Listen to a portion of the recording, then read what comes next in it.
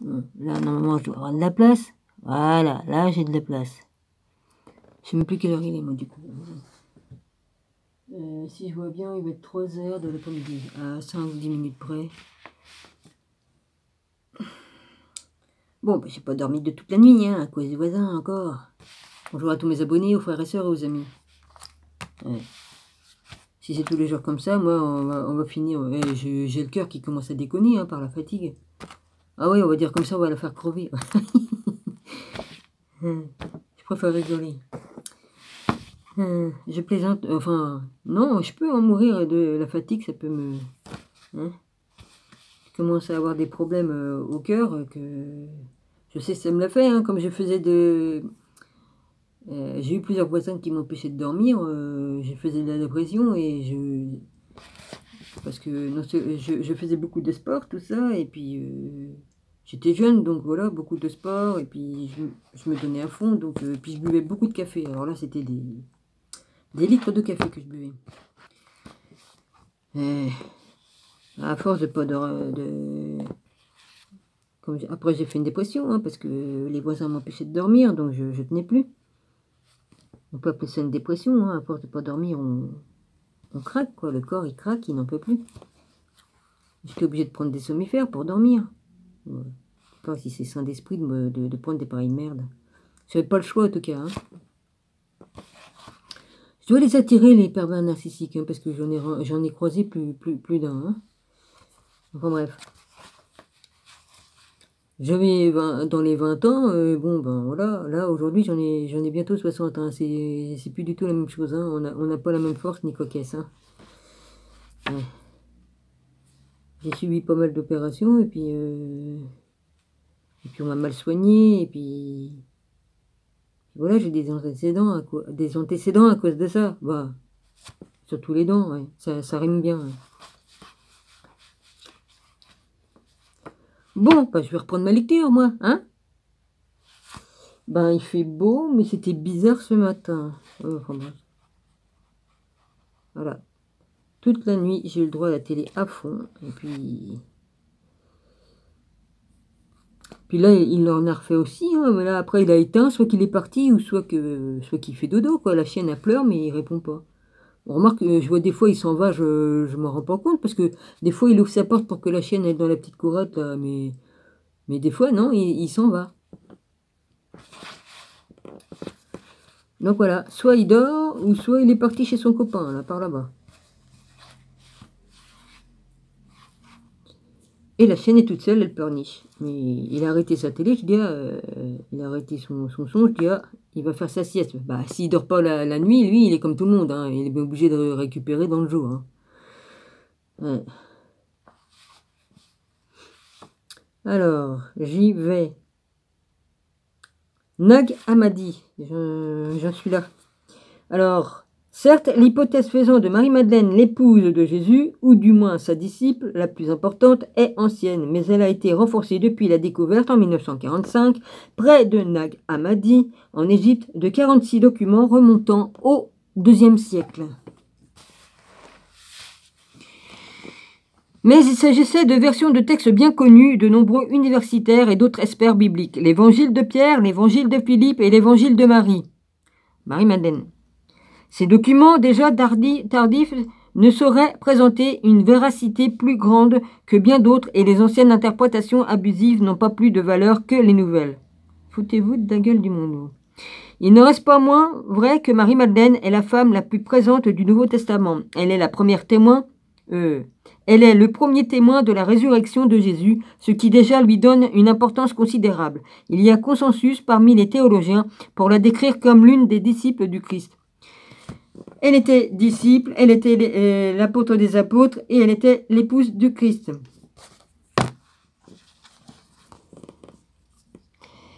Et quelques historiens de l'art ont prétendu que c'est elle qu'on peut voir à ses côtés dans le tableau de Léonard de Vinci, la dernière scène. Le personnage à droite de Jésus, Marie-Madeleine, a toute l'apparence d'une femme, main très fin, grasse poitrine, collier d'or, pas de calice ou de coupe. Bah pourquoi il l'a pas mis l'autre, c'est tout, hein. C'est marrant parce qu'on dirait que, ben... Ah ouais, ils l'ont mis à sa gauche-droite. Enfin, ça dépend dans quel sens ils ont pris la photo du tableau. Ok. Normalement, Jésus, il est là, puis là, elle est penchée sur l'autre, là, qui est à côté, là. Ils discutent dans l'oreille. Oui. Non, c'est marrant, ça. Là. Là, Marie-Madeleine, elle est à côté d'un mec. Un des apôtres, ils discutent. Et puis, Jésus, il se trouve là. Et puis, à côté de Jésus, il y a un mec. On dirait qu'il y a un mec, un apôtre. Peut-être que c'est Jean ou c'est un autre, je sais pas. Qui c'est celui-là? De toute façon, il est représenté par un peintre, alors il met pas les traits de la vraie personne. Ouais, pourquoi que vous faites... Parce que là, ou alors c'est Marie-Madeleine qui est là, puis Jésus qui est là. Et j'ai raconté une connerie, alors peut-être bien. On voit pas bien, vous êtes chiant avec vos tableaux, là.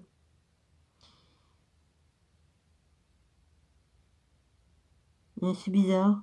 Bon, enfin bref, ton tableau, s'il est arrêté en couleur, j'aurais pu... Je l'ai vu quelque part dans un de mes livres, mais où? Je l'ai vu quelque part, mais en couleur, c'est mis en couleur. Là, je vois rien. Non, c'est pas Marie-Madeleine qui est là-bas, alors. Oh, vous me faites chier.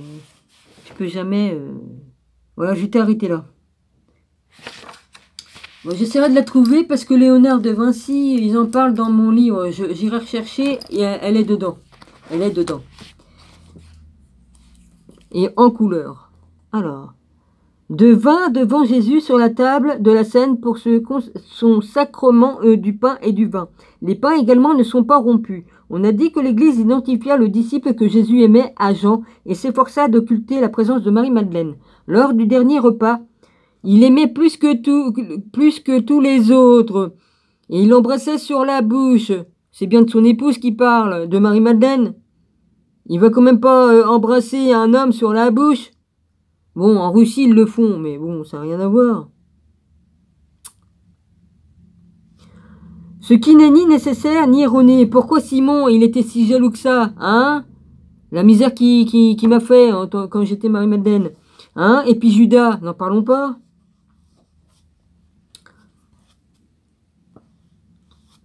Ce qui n'est ni nécessaire, ni erroné.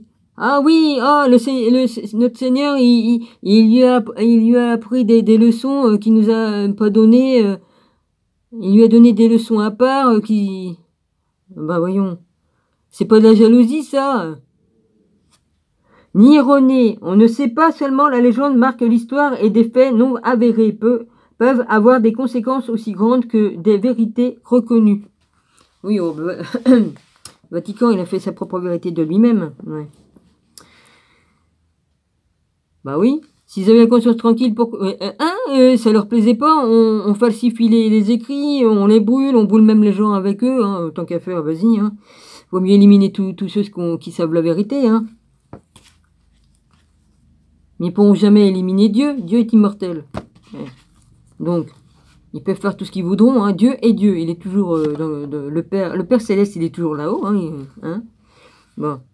Voyage en province. En Provence. On dit que Marie-Madeleine accosta en 44 dans le port de Ratis, l'oppidum, Ra. Plus loin, Ra, R.A.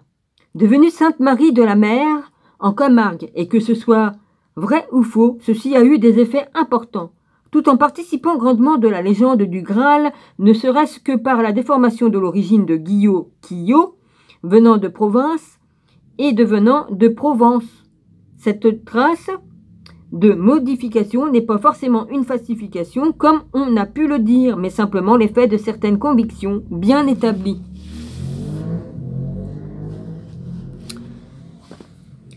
En plus, la littérature occitane, qu'on nommait alors provençale, comme la langue d'oc, reprenait elle aussi les légendes du cycle arthurien. Guillaume IX d'Aquitaine, le premier troubadour, lança ce mouvement qui réactualisa.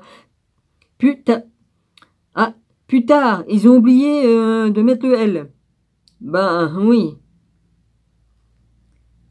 Plus tard, le mythe du Graal, aux lumières de l'Occitanie, elle-même pétrie des légendes espagnoles. Et l'on a pu voir dans certains récits ibériques de nombreuses résurgences symboliques, comme l'image du coffre censé être rempli d'or, mais en fait chargé de pierre. Cet épisode qu'on trouve dans l'histoire, les histoires du Cid, est relié à l'Arche d'Alliance et selon les récits, on y trouve différents objets, dont une coupe magique ou hautement symbolique. Le Cid lui-même représente le chevalier par excellence et sa bravoure rejoint celle de Lancelot. Ce fond espagnol évidemment.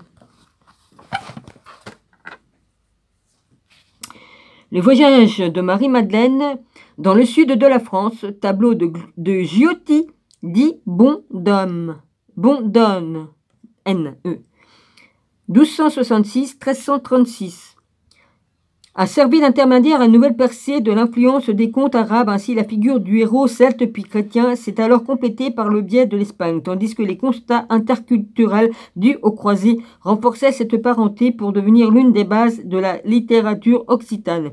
Et la tradition de l'amour courtois remontera vers le nord, marquant le geste arthurien déjà divers, multiforme et chargé de symboles à la fois représentatifs de diverses cultures et spécifiques à ces ensembles littéraires symboliques, mystiques, ésotérique, religieux, inestimable. C'est dommage que c'est pas en couleur, je l'ai en couleur sinon. Oh bah je ressortirai parce que j'ai des nouveaux abonnés. Si vous n'avez pas vu toutes mes vidéos, bah comme ça je vous montrerai dans une vidéo. Je vous remontrerai si vous voulez. Ça vous évitera d'aller chercher que dans toutes les vidéos, quoi. Que ce soit sur ma chaîne là ou sur l'ancienne. Regardez, on dirait qu'il a un chapeau turc. C'est Joseph d'Arimathie. Oui, bon, bah, d'après un tableau, maintenant. Hein. Alors, le texte. Joseph d'Arimathie ou Arimathie, ou d'Arimathie, il ne l'écrit pas pareil, là. Avec un A majuscule, bah, c'est pareil, ou. Attends. Bah oui, en haut, c'est marqué pareil. Selon les traductions. Ah oui, Joseph d'Arimathée. J'avais pas vu. T-H-E-E ou d'Arimathie. T-H-I-E, voilà. Selon les traductions du nom grec.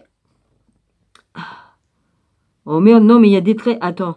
Oh non, c'est Arimathai, Apoca. Non, là, je peux pas le lire. Ça me trouble mon œil, là. Ça fait des drôles de lettres. Apo, je sais pas quoi. Attends. Je vais montrer ça. C'est français, ça, je vais montrer? Non, j'ai l'impression que c'est pas français. C'est juste au-dessus de mon doigt, là. Pour arriver à lire ça, bonjour. Hein. Je regarde, ça me fait loucher. Ouais, pour arriver à me faire loucher d'un œil, il faut le faire. Hein.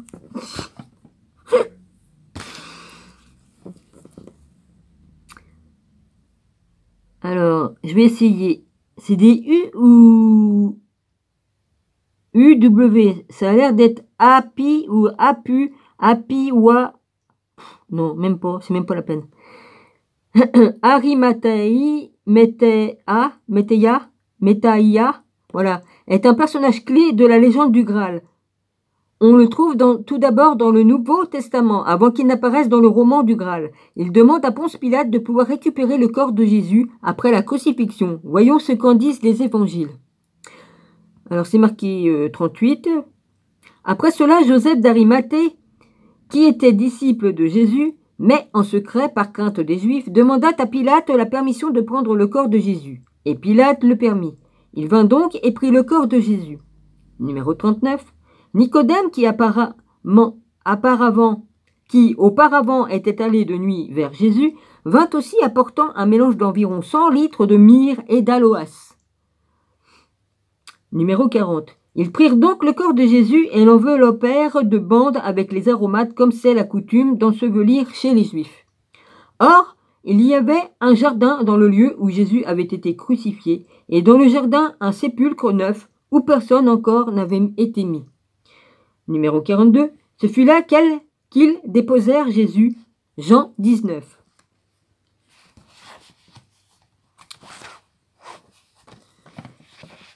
Joseph d'Arimathie aurait, selon la légende, recueilli le sang du Christ dans un vase, le Saint Graal, portait de P.D.C. Vanusi, 1473. C'est tout. Aucune trace du calice ou de coupe qui aurait été celle de la scène. Voyons maintenant ce que dit saint Luc avec son regard attentif, sa façon de voir les choses en peintre. Numéro 50. Il y avait un conseiller nommé Joseph, homme bon et juste. Numéro 51. qui n'avait point participé à la décision et aux actes des autres. Il était d'Arimathée, ville des Juifs, et il attendait le royaume de Dieu.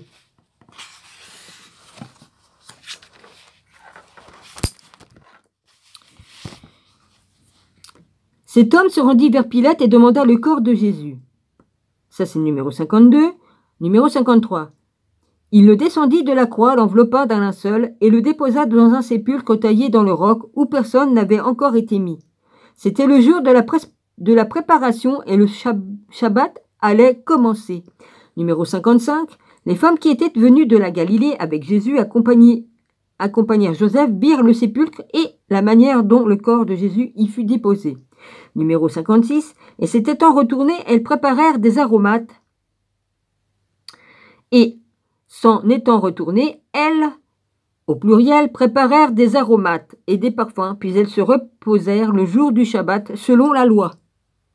Luc 23. Oui, t'as pas le droit de cuire, t'as pas le droit de coudre, aucun travail d'aucunement.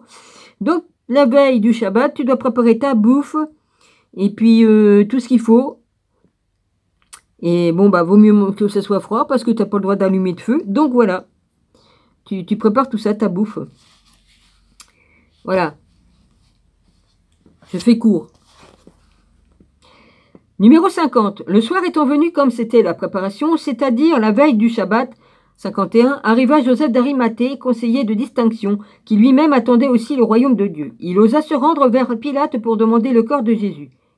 Numéro 52. Pilate s'étonna qu'il fût mort, sitôt. Fit venir le centenier, et lui demanda s'il était mort depuis longtemps. 53. J'en étant assuré par le centenier, il donna le corps à Joseph. Numéro 54. Et Joseph, ayant acheté un linceul, descendit Jésus de la croix, l'enveloppa du linceul et le déposa dans un sépulcre taillé dans le roc. Puis il roula une pierre à l'entrée du sépulcre. Numéro 55. Marie de Magdala et Marie, mère de Jésus, regardaient où on le mettait. Numéro 57. Le soir étant venu arriver un homme riche d'Arimathée, nommé Joseph, lequel était aussi disciple de Jésus.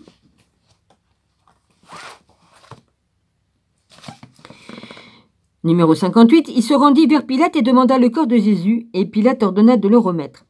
Numéro 59. Jésus prit le corps, l'enveloppa dans un linceul blanc. Numéro 60, et le déposa dans un sépulcre neuf qu'il était fait tailler dans le roc. Qu'il s'était fait tailler dans le roc. Disons que c'était la tombe qui était prévue pour Joseph, mais comme elle était vierge, il a mis Jésus dedans. Voilà, il a dit, je lui donne ma tombe. Alors, puis il roula une grande pierre à l'entrée du sépulcre et il s'en alla.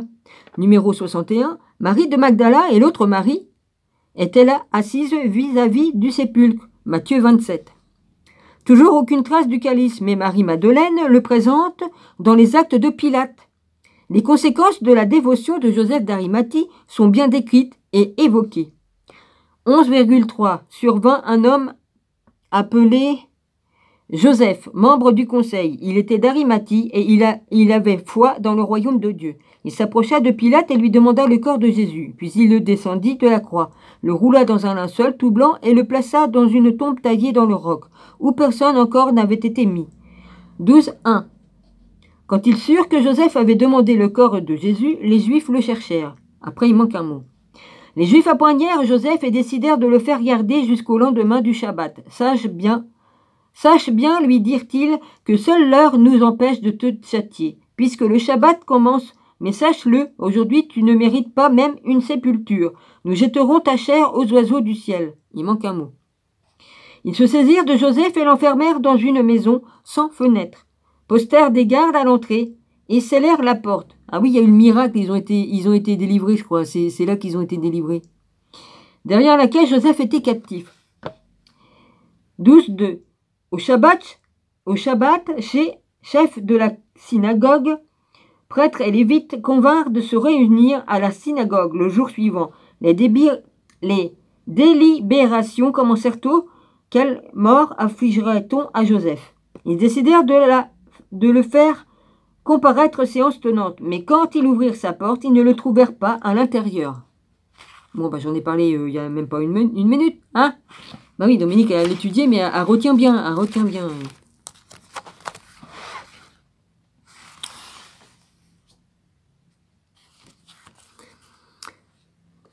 Merde. Est-ce que j'ai lu tout ce qui était par là? Merde. Oui. Ils ne le trouvèrent pas à l'intérieur. Le peuple, voilà, c'est le mot-le que j'avais pas vu. Le peuple entier fut stupéfait et même saisi de terreur quand il s'aperçut que le sceau était intact et que Caïphe avait gardé la clé, et ils n'osèrent plus lever la main sur ceux qui Pilate avait pris devant Pilate avaient pris la défense de Jésus. Après, il manque un mot. 15,6. Joseph prit la parole. Vous m'avez enfermé le vendredi vers la 10e heure et je suis resté là tout le Shabbat. Mais à minuit, tandis que j'étais debout à prier, la maison où vous m'aviez enfermé se souleva par les 4 coins et une sorte d'éclair vint éblouir mes yeux. Épouvanté, je tombai à terre alors quelqu'un m'a pris par la main et m'enleva de l'endroit où je gissais. Et une eau fraîche coula sur moi, de la tête aux pieds. Tandis que des effluves de myrrhe emplissaient mes narines, il m'essuya le visage, m'embrassa et me dit « Ne crains pas, Joseph, ouvre tes yeux et regarde de quel est celui qui te parle. » Levant mon regard, je vis Jésus, mes frayeurs redoublèrent. Je pensais que c'était un fantôme et je me mis à réciter les commandements. Mais il les récita avec moi. Or, vous ne l'ignorez pas, quand un fantôme entend réciter près de lui le commandement, il prend la fuite. Voyant qu'il les disait avec moi, je m'écriai « Rabbi Élie ». Il me dit « Je ne suis pas Élie. Qui es-tu, Seigneur ?» lui dis-je. Et il me dit « Je suis Jésus. Tu as demandé mon corps à Pilate, puis tu m'as enveloppé dans un pur linceul, et tu as couvert mon visage d'un suaire. Puis tu m'as déposé dans ton caveau neuf, et tu as roulé une grande pierre à l'entrée de la tombe. Et je dis à celui qui me parlait « Viens me montrer l'endroit où je t'ai placé. » Il me conduisit à cet endroit et me le montra. Le linceul y traînait encore, et le suaire qui avait couvert son visage, alors j'eus la preuve qu'il était Jésus. Il me prit par la main, et toute porte close me transporta au milieu de ma demeure. Il me conduisit auprès de mon lit, et me dit « Paix à toi ». Il m'embrassa encore et ajouta « Tu ne sortiras pas de chez toi avant 40 jours, car voici, je vais rejoindre mes frères en Galilée. » Acte de Pilate, aussi appelé Évangile de Nicodème.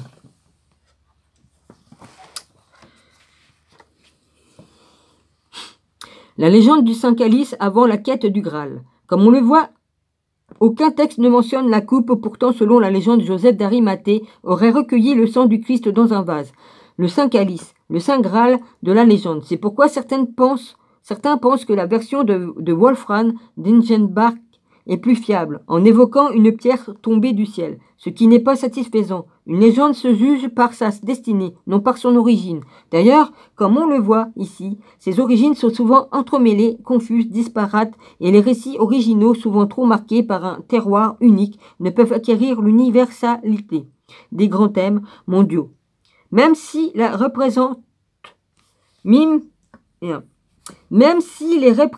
représentant localement, il faut l'histoire de la légende pour qu'elle mûrisse et prenne sa force symbolique. Les récits celtes étaient marqués par la culture germanique et scandinave.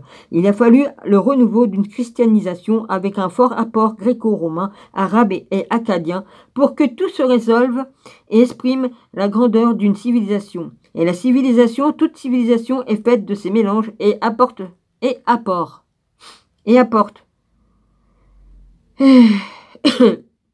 Simon, elle meurt, et la légende avec. Sinon, elle meurt. Oui, pas Simon, sinon, je me suis gouré. Le Saint Calice aurait recueilli le sang du Christ. Ouais, bah, il montre une coupe. Une coupe.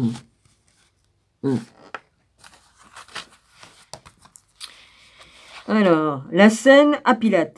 Il nous faut maintenant résumer cette légende à partir de nombreuses traditions qui l'ont construite. Commençons par la scène. Jésus bénit le pain, le vin, et il en boit et en fait boire à ses disciples.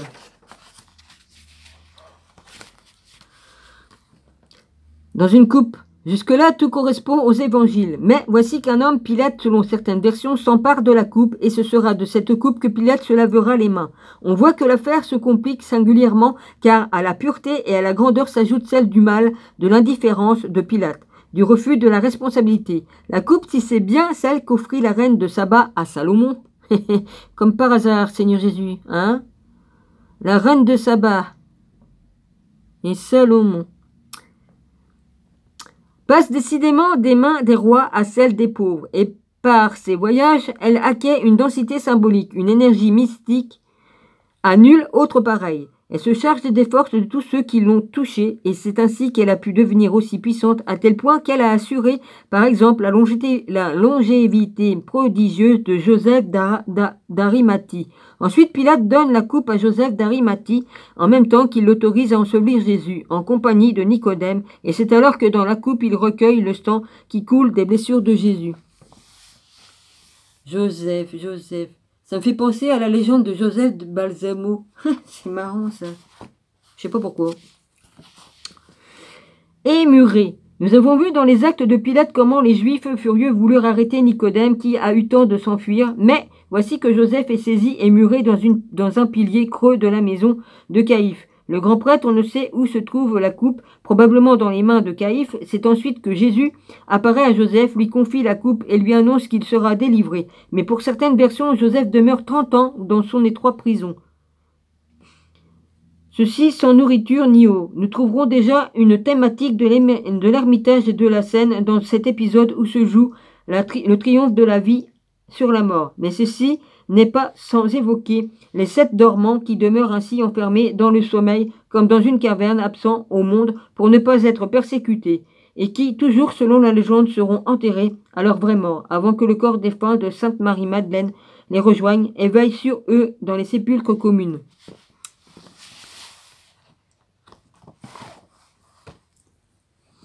L'épouse de Vespasien.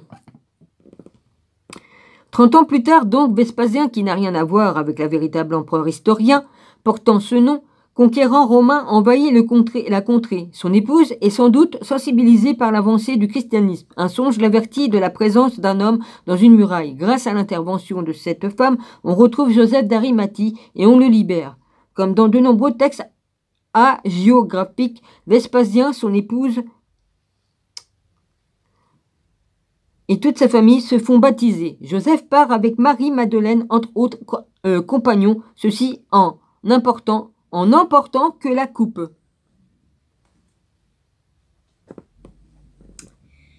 Merde, ça me fait mal. Pour placer mon pied, là, c'est pas évident, hein. Ben. Pérégrination. Suivant la tradition apostolique, il traverse de nombreux pays qui évangélisent ainsi à Sarac. S-A-R-R-A-Q-S, ils convertissent le roi Mordrin et son beau-frère Nassien, N-A-S-C-I-E-N. Une nuit, Jésus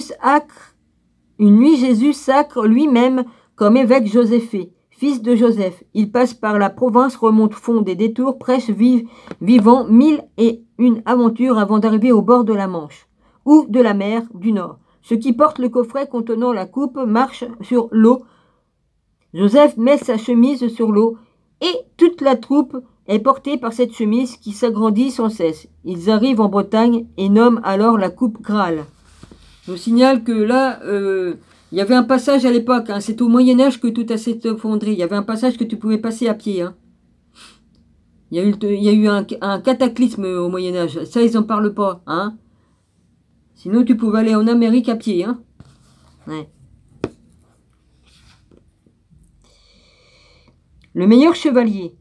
Pendant ce temps, Nassien est déposé... J'ai pas loupé un truc, moi? Non. Ils arrivent en Bretagne et nomment alors la coupe Graal. Pendant ce temps, Nassien est déposé par un ange sur l'île tournoyante. Elle tourne sans cesse. Il voit accoster un nef haut et riche. Il voit accoster une nef haute et riche. Il monte dessus, personne ne la dirige. Sur un lit est posée une épée superbe. Les liens pour l'accrocher au ceinturon sont de chanvre grossier. Une inscription dit « Seul... » Vas-y, dépêche-toi de passer, toi, la grosse moto. Oh, ça va. Il était sage, celui-là. Alors, seul le meilleur chevalier de tous les temps pourra posséder cette épée et les liens seront changés par une jeune fille. La nef avait été construite par Salomon et l'épée est celle de David. Dans un songe, Nassien apprend que son 10e descendant, Galahad, mettra fin au temps aventureux. Nassien finit par aborder en Bretagne et retrouve Joseph et sa troupe. Tout continue à voyager emportant le Saint Graal et convertissent le roi Grudel, païen cruel, les fait enfermer dans une prison souterraine sans boire ni manger. Mordrin reçoit d'un ange l'ordre d'aller délivrer son beau-frère et les amis de celui-ci, ce qu'il fait une nuit pris d'une curiosité irrésistible. Il veut voir le Graal. Il soulève la patène qui le couvre. Un ange lui perce les 2 cuisses d'un coup de lance. Tu ne seras guéri que par le seul chevalier vertueux qui sera digne de contempler le Saint Graal. Le roi Mordrin est dorénavant nommé le roi de Méhénier. Le riche pêcheur et la mort de Joseph. Certains compagnons de Joseph se débauchent. Voilà, c'est ça. Certains compagnons de Joseph se débauchant, Méhénier les réprimandent sans cesse, sans résultat. Il prie le Saint Graal en pleurant. Le Saint-Esprit lui dit: en souvenir de la scène, tu dresseras une table couverte d'une nappe. Au centre, tu mettras le Graal et tu le recouvriras d'un linge.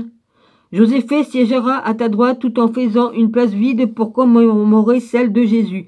Tous ceux qui suivent mes commandements auront part au repas. Les autres non, et seront punis de leurs péchés. Ainsi est fait. Parmi les méchants, un nommé Moïse ose s'asseoir sur le siège vide de la terre, l'engloutit. Alors, le plus jeune fils de Joseph prend un gros poisson. Il les a appelés le riche pêcheur. Ils continuent leur voyage, convertissent les Écossais parmi eux.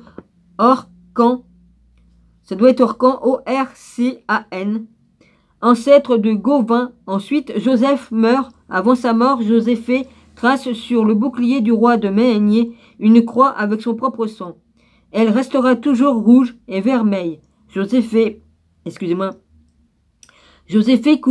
confie la garde du Graal à Alain, le riche pêcheur, et à ses descendants au temps de Merlin et du roi Arthur. Il a bien existé. Le descendant du riche pêcheur se nomme Pélée. P-E, Pelé ou Pélé. P-E-2-L-E, Pelé. Oui, parce que c'est E. Pelès, Pelé.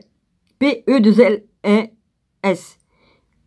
Il est le père d'une fille très belle et très sage de qui naîtra Galahad. Et nous arrivons au temps de la table ronde et de l'apport proprement celte. Telle est l'histoire hautement symbolique de Joseph d'Arimathie et de la coupe fabuleuse. Étymologie, localisation. Comme on le voit, la personne de Joseph d'Arimathie d'Arimathée a pris une grande importance et nous devons préciser ce qu'on a pu dire de ses origines. Arimathée serait pour certains érudits la déformation de l'hébreu A-Ré. A majuscule, un petit 1. Attends, je l'ai pas la petite machine là, vas-y. Qu'est-ce que j'en ai fait de la petite? Ah, là. Je vais regarder. Qu'est-ce que c'est? Merde, du coup, je grossis tellement le truc là que. Voilà. A, virgule, en haut. Après, il y a H-A-R-E. A-R-E. Mot. Après, voilà. Après la mort, ce qu'il rappellerait les livres de Josué et des Justes qui commencent par ces mots. Après la mort de Moïse, pour le premier de Josué. Pour le second, le mot grec dans les 2 cas, Bible des Septante et texte grec de Matthieu. est quasiment le même. Voilà, j'arrive pas à le dire le mot. Tiens, je vais grossir ça avec la... Je vais voir si j'arrive à le lire là, avec la grosse loupe. Enfin, la petite loupe qui grossit plus. A, Q. Après, on dirait un I, un morceau de U, mais c'est pas un U. Après, il y a une espèce de U, mais ça ressemble comme si... que ça faisait une grande jambe, un U avec une grande jambe, puis après, ça fait une petite jambe, et puis après, c'est comme un espèce de O ou de A, c'est bizarre. Ça fait comme un O, mais il y a comme une petite queue après dessus, comme pour faire un A. Après, il y a un O avec une barre au milieu, et après, ça refait la même lettre qu'avant. Et voilà, c'est spécial, hein. Ouais, c'est spécial. Je vais essayer de vous montrer. Attends. Là, il est où? Il est là. Et juste au-dessus de mon doigt, là. Là, au-dessus.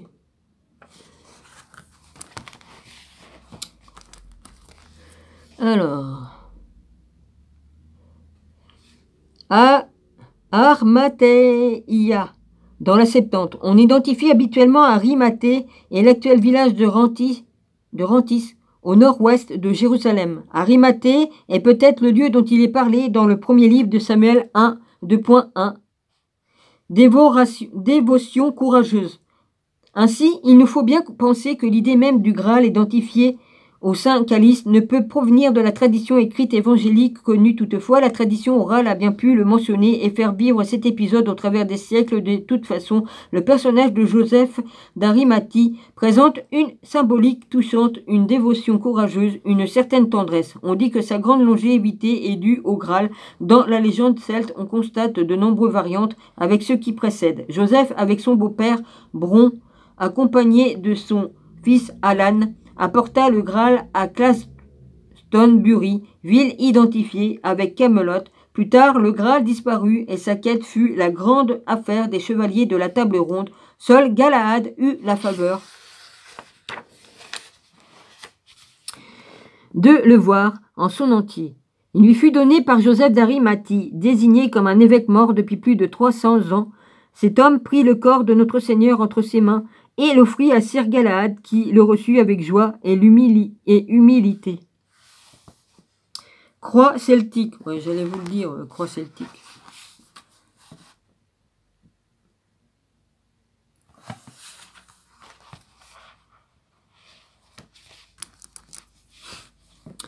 Le voyage vu par les Celtes.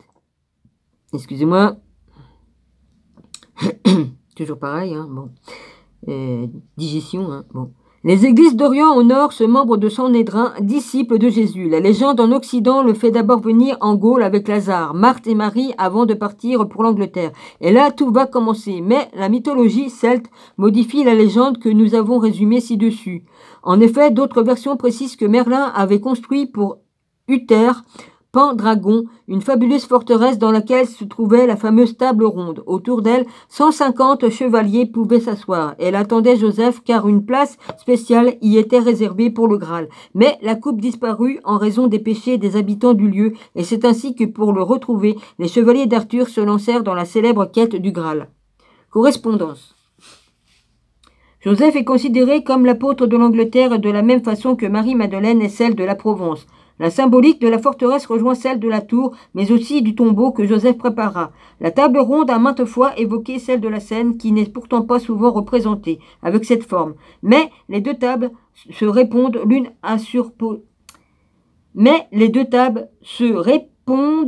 l'une à surporter la coupe, l'autre la recevra. Et Joseph, celui qui voulut accompagner le Christ vers sa sépulture, répond à Saint Joseph, le nourricier, l'époux de la Vierge, qui accompagna Jésus durant le début de son existence terrestre. Joseph et Joseph sont deux figures paternelles, putatives, articulant leur bienveillance autour du thème de la mort provisoire et de la résurrection, et Marie de Magdala répond à l'image grandiose de la Vierge en trouvant un devenir de sainte et apôtre.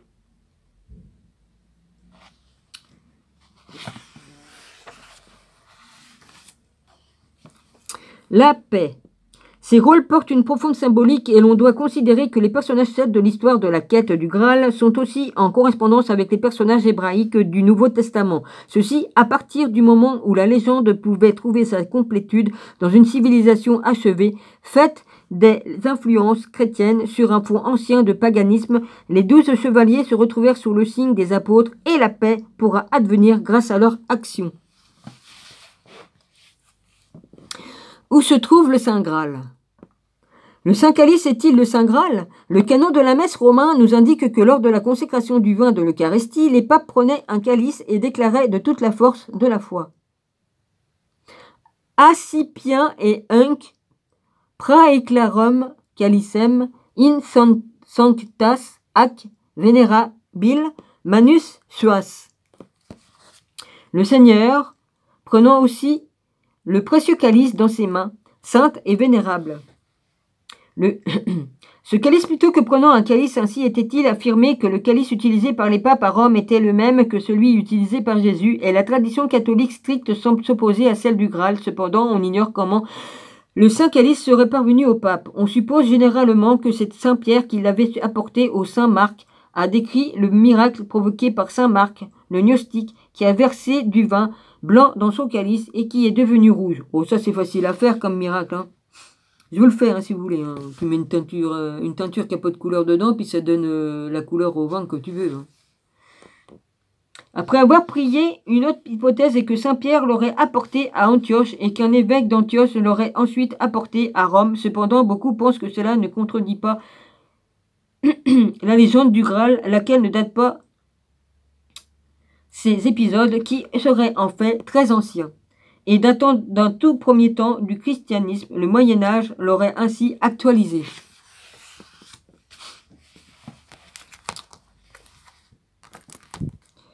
Jésus et le Saint Calice, peinture de J. Johannes 1570.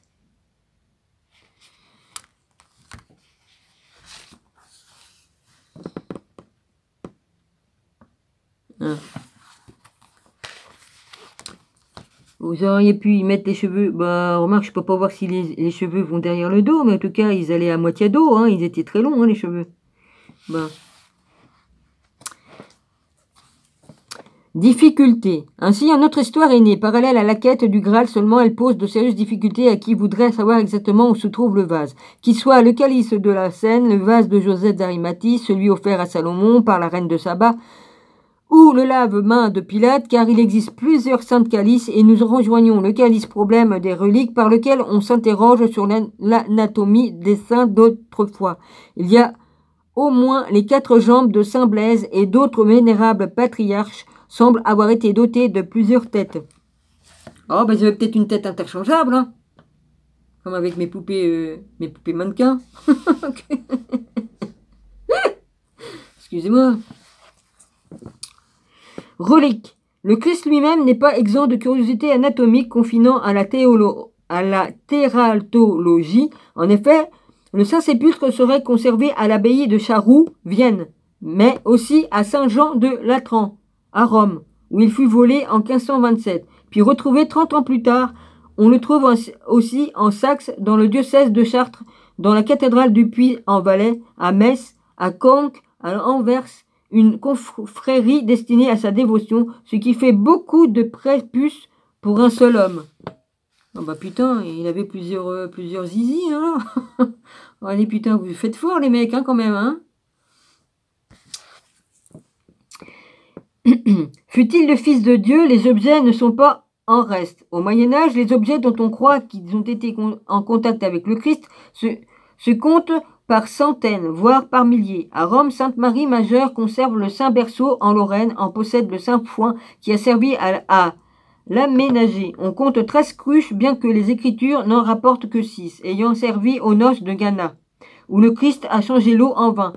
Voilà, vous m'expliquez pourquoi on demande à la mère de Jésus de s'occuper du vin. Elle est allée demander qu'on... Hein, c'est seules les personnes qui se mariaient qui faisaient ça. Ok? Toi, tu vas à un mariage, puis tu vas donner des ordres dans le mariage alors que tu viens juste en ami.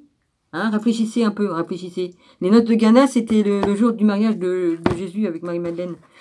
Ça, de toute façon, on me l'a envoyé, donc voilà. Hein. Alors, Jean Calvin recense 14 clous de la vraie croix. Ah bah dis donc, Jésus. 14 clous qui t'ont mis. Ouais. Ils font fort quand même, hein. Un clou dans chaque main, ça fait déjà beaucoup. Pour faire du mal, hein. Et puis un clou qui attache les 2 pieds. Hein. Donc ça fait 3 clous. Eux, ils en comptent 14. Eh ben.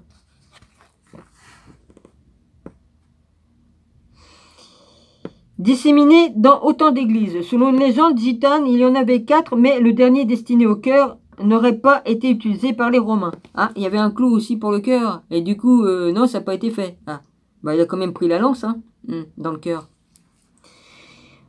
Au XIXe siècle, Fernand de Mély, un érudit, a estimé à 700 le nombre des épines de la couronne de la... 700 épines. Crucifixion dénombrée de par le monde. Calvin déclarait en plaisantant qu'avec tous les fragments de la vraie croix, bah oui, vous allez vous marrer parce que j'allais vous le dire justement. Enfin, vous marrer. Le Calvin déclarait en plaisantant qu'avec tous les fragments de la vraie croix conservés ça et là, on pourrait construire un imposant navire. Voilà. Il convient donc d'user de circonspection, cependant, parmi les nombreux saints calices dont nous allons parler, peut-être y a-t-il de vrai, qui sait. Ah bah oui, il va savoir. Demande et tu recevras, hein, vous avez qu'à demander, hein, on vous le dira.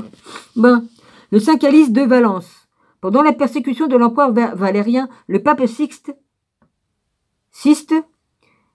II aurait, en 258, 2 jours avant son martyre, convoqué son diacre nommé Saint Laurent, qui avait rencontré à Saragosse ce natif d'Huesca. On doit dire, oui, c'est un C-A. Plus loin, H-U-E-S-C-K. C-A. Né vers 210, fut le premier des 7 diacres attachés au service de l'Église romaine. Il avait en ses qualités la garde du trésor de l'Église et était chargé d'en distribuer les revenus aux pauvres. Laurent fidèlement désirait partager son martyre. Il lui répétait « Où allez-vous, mon père, sans votre fils? Saint pontife, où allez-vous sans votre ministre ?» Saint Sixte lui répondit « Mon fils, un plus grand combat vous est réservé, vous me suivrez dans 3 jours. » Ensuite, il lui ordonna de distribuer aux pauvres toutes les richesses dont il était dépositaire, dans le crainte qu'elles ne tentassent la cupidité des persécuteurs. Laurent distribua donc aux misérables tout l'argent du trésor et vendit les vases dont le prix fut pareillement distribué. Le préfet de Rome, informé que l'Église possédait des trésors, fit venir Laurent et lui enjoignit de les livrer pour les besoins publics. Le saint diacre demanda un peu de temps et désigna les orphelins, et déclara au préfet en les lui montrant « Voilà les trésors de l'Église que je vous avais promis. »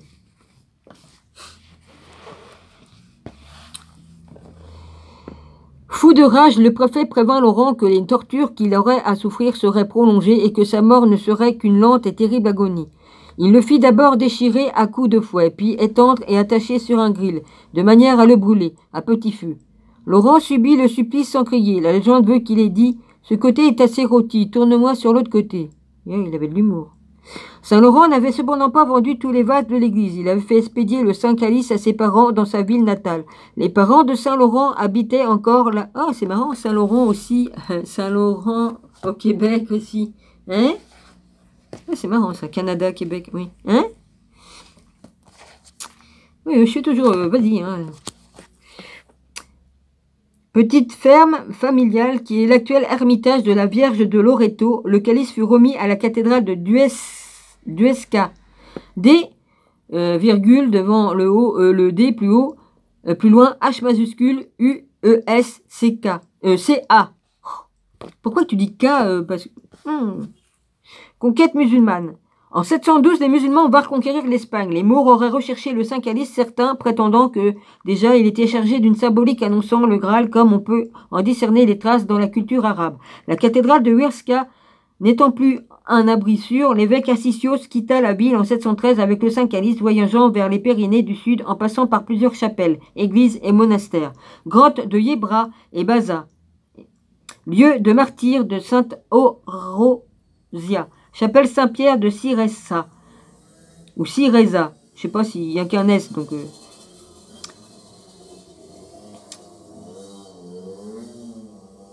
Le Saint-Calice a été caché à l'intérieur d'un des murs. Une étoile dessinée sur le sol avait une branche qui indiquait la position exacte de la cachette dans le mur. Vers 830, les rois et comtes d'Aragon et de Navarre ont versé des contributions considérables pour le culte des reliques sacrées. Culto a las Santas Reliquias.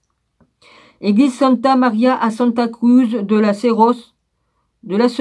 Un petit habitacle dans le mur fait penser que le Saint-Calice aurait pu être placé là. Saint-Adrien de Sarsave, église de la Corte à Bayeux, entre 1014 et 1045, environ cathédrale Saint-Pierre de Jaca, JACA, vers 1045 et d'autres endroits restés secrets.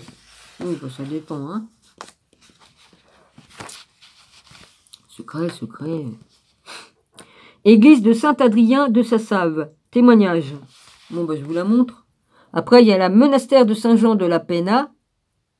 Et après, il y a le palais de l'Aljaferia de Saragosse. Alors, Saragosse ici. Là. Église de Saint-Adrien de Sassave. Là. Lequel j'ai fait. Et après... le monastère de Saint-Jean de la Peya. Je crois que ça se prononce comme ça. Là. Voilà.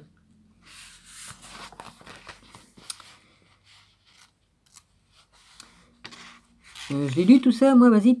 Le palais de l'Alja... Oui, bah ça, je l'ai montré, ça. De Saragosse. Ah oui, Saragosse. Je sais même pas si je vous l'ai montré, ça. Le palais de Saragosse. Ouais, j'aimerais bien, moi, visiter tout ça, moi, vas-y. J'aime bien les vieilles pierres.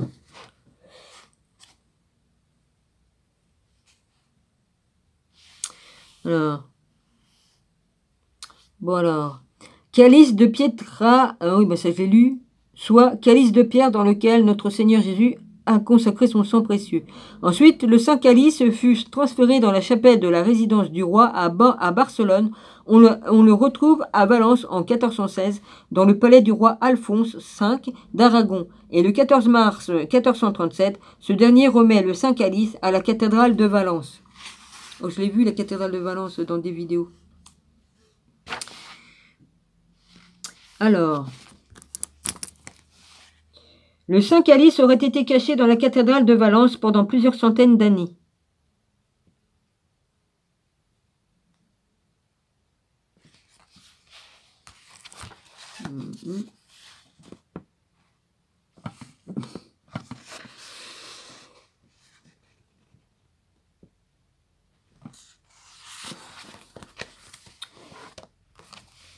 Alors, chute et tribulation.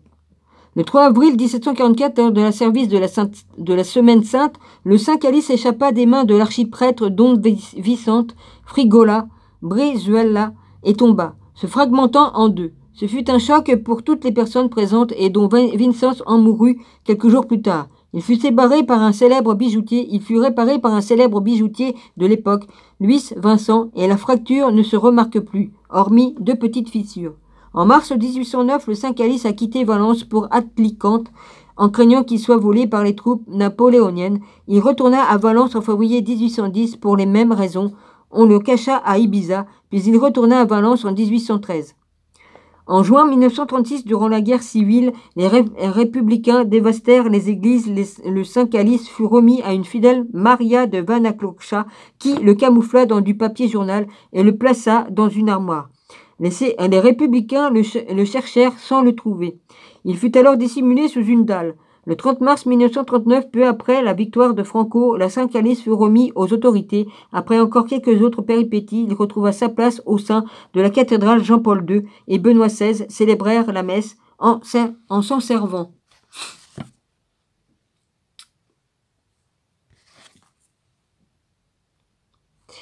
Ce saint calice est le sainte Seine conservé à la cathédrale de Valence et formé d'une monture d'orfèvrerie reliant 2 coupes en agate ou calcédoine orientale. Sa structure est entièrement en or, sa base elliptique comporte 28 perles, 2 de rubis et 2 d'émeraude. C'est un travail d'origine égyptienne, orientale ou palestinienne, datant d'une période allant du IIe siècle avant Jésus-Christ au 1er siècle de notre ère. Il a donc pu être contemporain du Christ et les traditions relatives à sa transmission puis à son transfert en Espagne sont cohérentes et vraisemblables, sans que l'on puisse bien sûr en confirmer ni affirmer l'authenticité de façon irréfutable.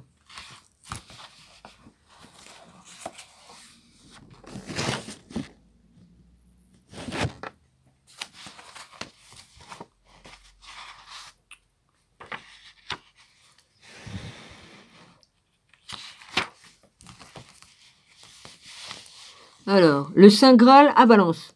Est-ce le Saint Graal ce qui ferait dater l'histoire de la quête en des temps très anciens? Nul ne le sait. Mais l'histoire de ce vase propose des aspects symboliques qui donnent à réfléchir et qu'on peut mettre en rapport, voire en parallèle avec la légende, d'autant plus qu'il est fort ancien et que sa datation incertaine permet d'autant beaucoup d'hypothèses.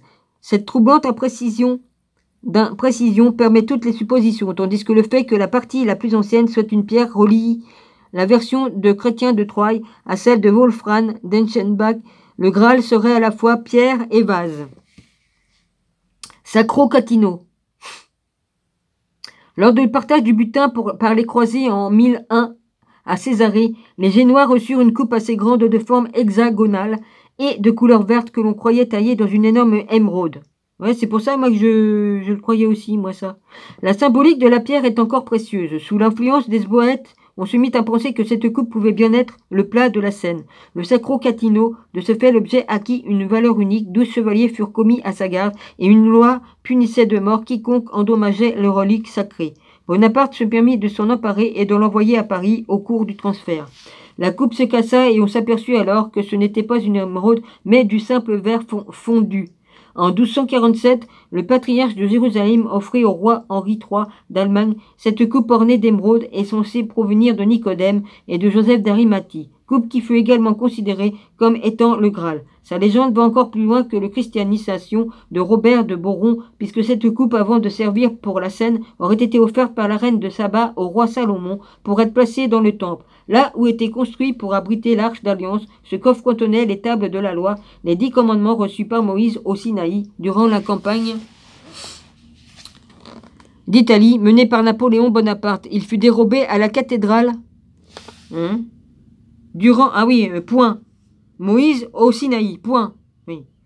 Durant la campagne d'Italie menée par Napoléon Bonaparte, il fut dérobé à la cathédrale et emmené à Paris en 1809. Il fut étudié par une commission de l'Académie des sciences de l'Institut de France qui conclut qu'il était fait en cristal byzantin et non pas en émeraude. Il fut rendu aux Génois en 1815.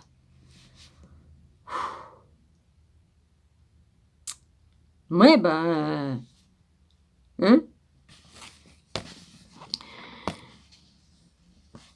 c'est toujours le Saint-Esprit qui agit, hein, c'est plus rien, hein. Bon, Saint Jean-Baptiste.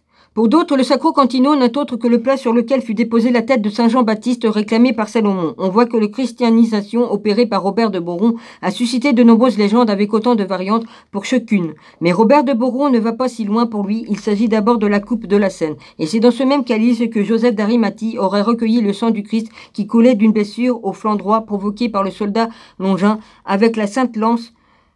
Le Sacro Catino est aujourd'hui conservé à l'église de Saint-Laurent de Gênes.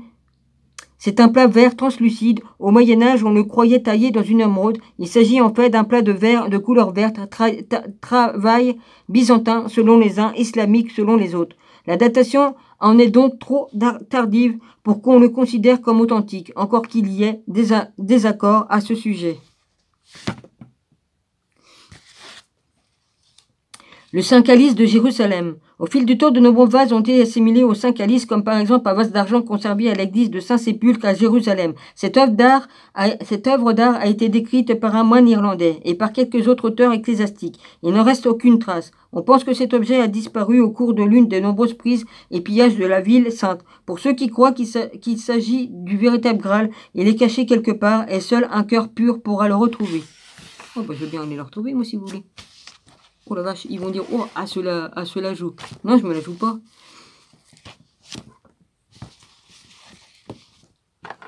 Mon cœur a toujours été pur. J'ai gardé mon âme d'enfant. Anne-Catherine Emmerich. L'histoire du calice de Jérusalem n'est donc pas connue. Cependant, Anne-Catherine Emmerich, ou Emmerich, nous l'évoque dans un texte puissant. Elle la connaît grâce à une révélation. Cette religieuse, Augustine, du couvent de Dannenberg à Dülmen en Westphalie, naquit le 8 septembre 1774 durant sa prime jeunesse. Elle bénéficiait, dit-on, de facultés surnaturelles. Elle avait par exemple le don de distinguer ce qui est bon ou mauvais. Moi aussi, pareil. Avec mon empathie. Mon empathie qui était tellement développée que je ressentais.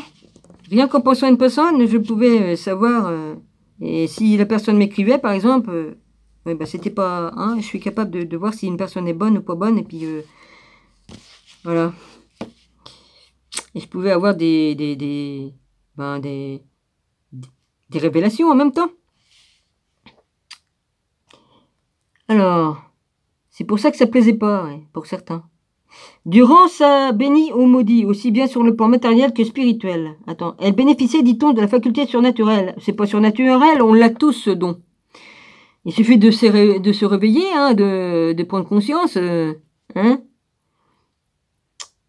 Elle reconnaissait également les lieux comme étant bénis et sanctifiés, où ceux où des grands pécheurs avaient été commis, péché avait été commis. Autrefois, elle était irrésistiblement attirée par les ossements des saints et prise de malaise près des tombeaux des païens. Elle commença à recevoir des visions dès sa 20e année. Elle a été béatifiée le 3 octobre 2004 par Sainteté Jean-Paul II. Ses méditations et visions ont fait l'objet du livre La douloureuse passion de notre Seigneur Jésus-Christ, rédigé par ses proches et publié en 1854. En voici un extrait saisissant concernant le Saint Calice. J'ai déjà fait 1 heure, moi. Oh, punaise. Le calice que les apôtres emportèrent de chez Véronique est un vase merveilleux et mystérieux. Il était resté longtemps dans le temple parmi d'autres objets précieux d'une haute antiquité dont on avait oublié l'usage et l'origine. Quelque chose de semblable est arrivé dans l'église chrétienne, où bien des objets sacrés précieux par leur beauté et leur antiquité, sont tombés dans l'oubli avec le temps. On avait souvent mis en rebut, vendu ou fait remettre à neuf de vieux vases et de vieux bijoux enfouis dans la poussière du temple. C'est ainsi que par la permission de Dieu, ce saint vase, qu'on n'avait jamais pu fondre à cause de sa matière inconnue, avait été trouvé par les prêtres modernes dans le trésor du temple parmi d'autres objets hors d'usage, puis vendu à des amateurs d'antiquité. Ce calice acheté par Séréphia avait tout ce qu'il s'y attachait, avait déjà servi plusieurs fois à Jésus. Pour la célébration des fêtes et à dater de ce jour, il devint la propriété constante de la sainte communauté chrétienne. Ce vase n'avait pas toujours été dans son état actuel et je ne me souviens plus quand on avait mis ensemble les diverses pièces dont il se composait maintenant, ni si c'était par l'ordre du Seigneur. Quoi qu'il en soit, on y avait joint une collection portative d'objets accessoires qui devaient servir pour l'institution de la Sainte Eucharistie. Le grand calice était posé sur un plateau dont on pouvait tirer encore une sorte de tablette, et autour de lui se trouvaient 6 petits verres. Je ne me souviens plus si la tablette contenait des choses saintes. Dans ce grand calice se trouvait un autre petit vase au-dessus, un petit plat, puis un couvercle bombé. Dans le pied du calice était assujettie une cuillère qu'on en tirait facilement. Tous ces vases étaient recouverts de beaux linges et renfermés dans une enveloppe en cuir. Si je ne me trompe pas, celle-ci était surmontée d'un bouton. Le grand calice se composait de la coupe et du pied qui doit avoir été ajouté plus tard, car ces 2 parties sont d'une matière différente. La coupe présente une masse brunâtre et polie en forme de poire. Elle est revêtue d'or et il y a 2 petites anses par où on peut la prendre, car elle est assez pesante. Le pied est d'or vierge. Ça se fait pas de l'or vierge. C'est mou l'or vierge. Artistement travaillé. Il est orné dans le bas d'un serpent et d'une petite grappe de raisin et enrichi de pierres précieuses. Le grand calice est resté dans l'église de Jérusalem auprès de Saint Jacques le mineur. Ah ouais, le magicien. Et je le vois maintenant encore conservé quelque part dans cette ville. Il ressemblait beaucoup à Jésus et il s'est fait passer pour lui aussi. Ou les gens ont cru que c'était Jésus. Ouais, aussi. Il apparaîtra au jour comme il est réparu cette fois. D'autres églises se sont partagées les petites coupes qui l'entourent. L'une d'elles est allée à Antioche, une autre à Éphèse. Chacune des 7 églises a eu la sienne. Elle appartenait au patriarche qui y buvait un breuvage mystérieux, lorsqu'il recevait et donnait la bénédiction, ainsi que je l'ai vu plusieurs fois. Le grand calice était déjà chez Abraham. Melchisédek l'apporta avec lui du pays de Sémiramis, dans la terre de Canaan. Melchisédek. Lorsqu'il commença à établir quelques établissements au lieu où plus tard Jérusalem fut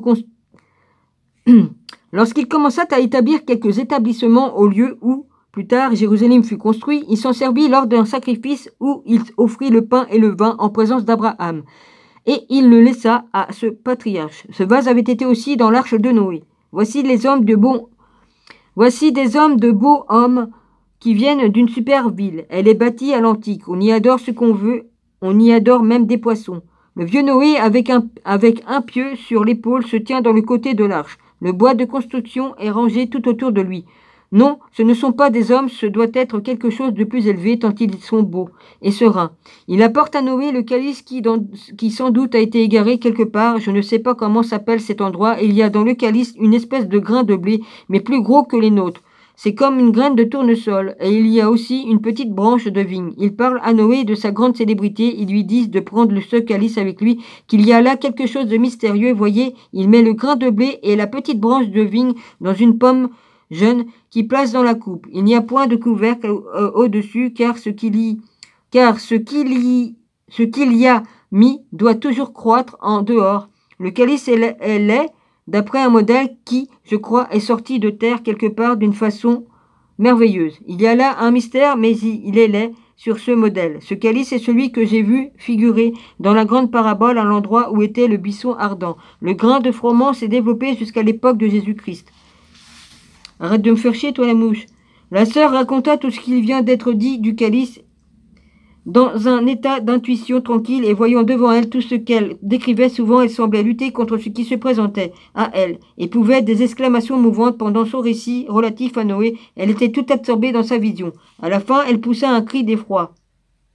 Il serait pas en train de parler de Thérèse Newman? Regarda autour d'elle et dit: « Ah, j'ai peur d'être obligée d'entrer dans l'arche. Je vois Noé et je croyais les grandes eaux arriver. Les grandes eaux arrivaient. » Plus tard, étant tout à fait revenue à son état naturel, elle dit: « Ceux qui ont apporté le calice à Noé portaient de longs vêtements blancs et ressemblaient aux trois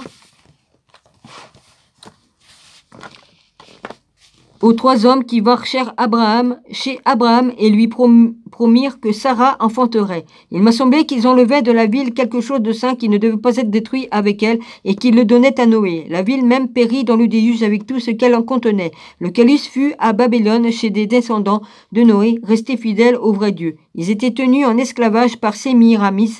Melchisédek les conduisit dans la terre de Canaan et emporta la calice. Je vis qu'il avait une tente près de Babylone et qu'avant de les emmener, il y bénit le pain et le distribua, sans quoi il n'aurait pas eu la force de le suivre. Ces gens avaient un nom comme Samanéan. Il se servit d'eux et de quelques chats de Cananéans. On prononce pas le H là. Cananéans.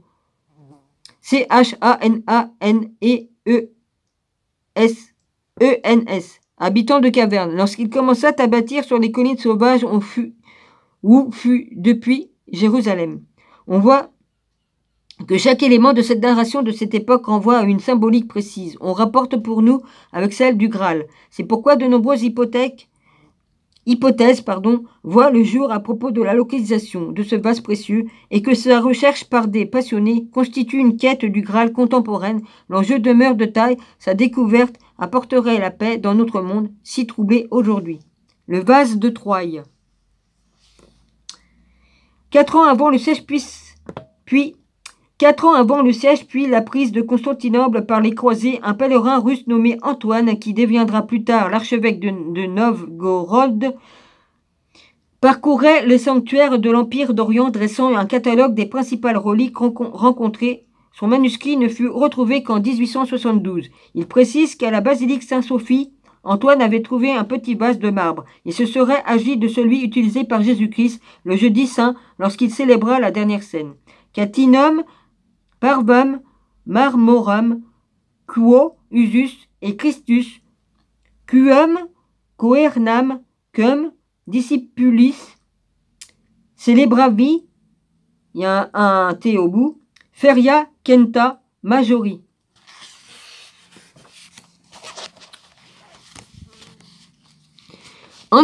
Antonius Norgorodensis, Archipiscopus Liber, qui dicitur Pellegrinus, alors S-E-U, Descriptio, S-S, Lacorum, Coercarea, avec un E au bout, Siritatis, Ed, Paulus, Sawestov, Petroburgi, Burgi ou Burgi, je sais pas, il y a un G alors, GI, 1872. La 4e croisade, qui devait avoir pour chef le comte Thibaut III de Champagne, mort la veille du départ, comptait un grand nombre de champenois. À la tête, en qualité de grand aumônier de l'armée latine, était l'évêque de Troyes, déjà âgé, Garnier de Trenel. La croisade détournait de son but, aboutit à la prise de Constantinople, la ville aux nombreux reliques, ceci depuis la chute de Jérusalem, et qui méritait le titre de ville sainte. Les croisés s'emparèrent sans vergogne des trésors de Constantinople. Parmi les reliques se trouvait un morceau de la vraie croix du sang du Christ, mais aussi la tête de saint Philippe, le bras de saint Jacques le Majeur, ou le corps entier de sainte Hélène Vierge, la pierre de Capoue, le légal du Saint-Siège s'insurgeait et prit les mesures nécessaires pour que ce pillage cesse. Le butin fut confisqué, remis entre les mains du Garnier de Trenel, devenu le gardien des biens de l'Église. Garnier semble-t-il avoir comme projet de remettre ce trésor à sa ville de Troyes. La mort l'en empêcha, et ce furent ses chapelains qui s'en chargèrent. Le vase de la Seine était assurément le plus précieux des trésors lorsqu'il arriva à Troyes, et il fut reçu avec...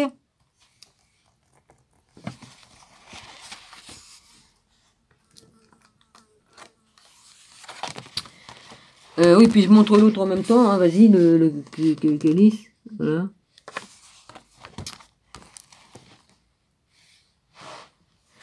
Alors, assurément le plus précieux des trésors. Lorsqu'il arriva à Troyes, il fut reçu avec vénération. Tabernacle contenant la relique du précieux sang de Jésus. Et puis comme on jure, on dit pas tabernacle, hein, on dit tabarnacle. C'est pas pareil. Faut pas confondre. Alors, Chrétien et Troyes, description et inventaire. Le poème de Graal, qui a précisément le vase de la Seine pour objet, fut composé par Chrétien de Troyes, et la poésie abstrait pensée. Et le poète aurait pensé, en écrivant au Saint-Vase se trouvant dans sa ville d'origine, les défenseurs de la thèse chrétienne veulent voir dans le Graal, qui, chez Chrétien de Troyes, n'est qu'un plat large et creux où l'on se sert une hostie, un calice. Le Graal chez Chrétien de Troyes est fait d'or et serti de pierreries. La réaction du récit de Chrétien débute, semble-t-il, à peu près à la même époque où ces objets furent rapportés à Constantinople, à Troyes. Le Saint Graal ne serait donc pas, comme on l'a souvent dit, le calice de la Seine, mais un vase en forme de plat dans lequel le Christ mangea.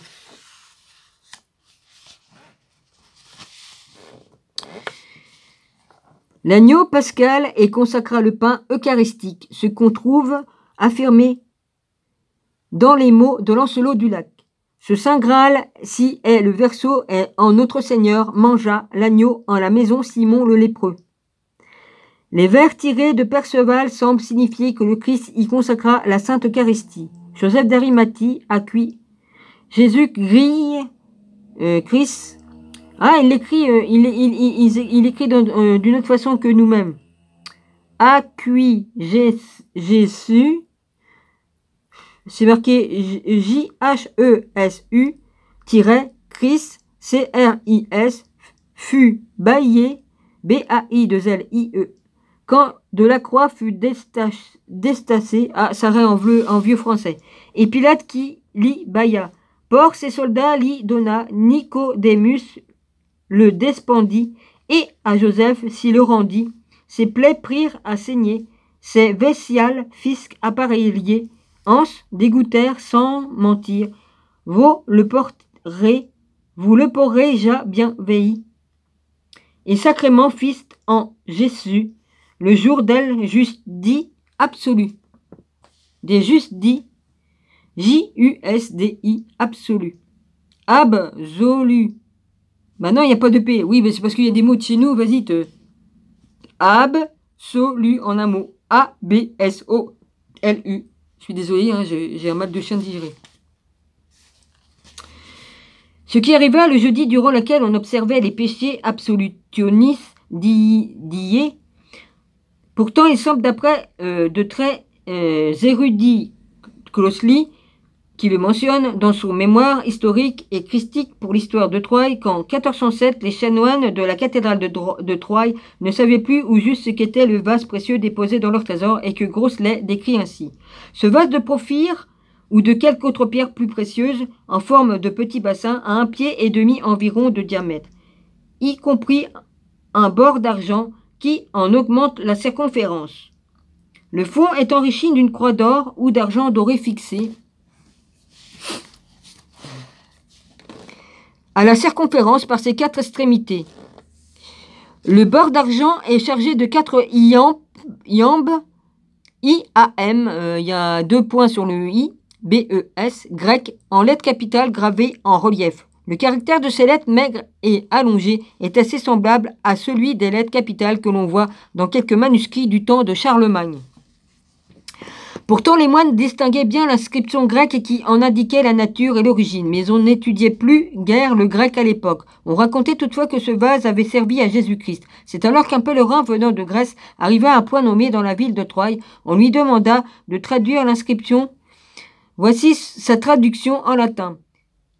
E va in quo duo pis, P-I-S-C-E-S, fuerunt, et non, c'est pas un R qu'il y a, fuerunt, bon, F-U-E-R-U-N-T, ant, A-N-T-E, dominum, Jesum, Christum, in messa, portati, et depost, illud, vast fui, in quo, corpus, domini, deportabatur.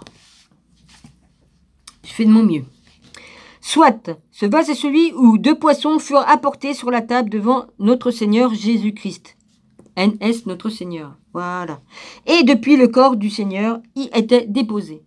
On voit que le Saint Calice, le Graal supposé change sensiblement de nature. Pourtant, malgré ces révélations, l'inventaire de 1429 ne décrit qu'un grand plat d'argent dont le fond est fait d'un vase qui servait à notre Seigneur. Ça y est, il arrive, lui, notre enfoirasse. Ou alors la bonne femme arrive. Ta chienne, elle pleure depuis ce matin, je sais pas quelle heure, là. Hein? Parce qu'elle se fait engueuler s'il y a chie ou s'il y a pisse sous elle. Ouais, c'est du propre. Quodam scutella magna argenta sisus fondus et de curtella domini. Inventaire des églises de Troyes, numéro 514. Le vase de la Seine inspirait les dévots, puis à la Renaissance, les savants s'en inquiétèrent. Diverses études confirmèrent qu'il s'agissait d'un vase ayant servi à Jésus, avec des variantes comme Coena gloriosum, cum, sui, discipline, siburm, sit, S-U-M-P-S-I-T. Oh, bah ça le faisait c'est parce que je lis, mais je t'emmerde mon gars, hein. Tu me casses les couilles tous les jours, toutes les nuits, je dors pas. Moi j'ai le droit de faire ce que j'ai à faire. Soit le vase sacré pour un sourd, t'entends bien quand même. Hein.